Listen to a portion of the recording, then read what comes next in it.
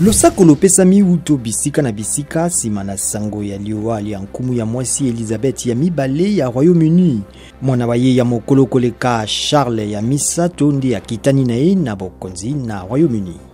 CPI, Cour pénale internationale ekopesa ekateli na yango le 12 septembre na bosenga ya bato bazwaki mpasi na mbeba Bosco Ntaganda afundama kosala kati na 2002 na 2003 na Ituri. Bosco Ntaganda akatelamaki mibu tukumisato ya boloko na 2019 pona likambo yango.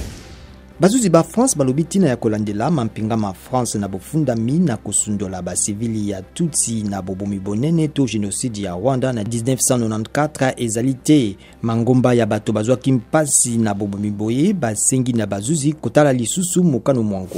Président Joao Lourenço akola pandai pona kotikala na bokonzi na Angola le 15 septembre sima na Cour constitutionnelle kobwakisa lobi bosenga bwa unita ya koboya kondima bilembu bya maponami.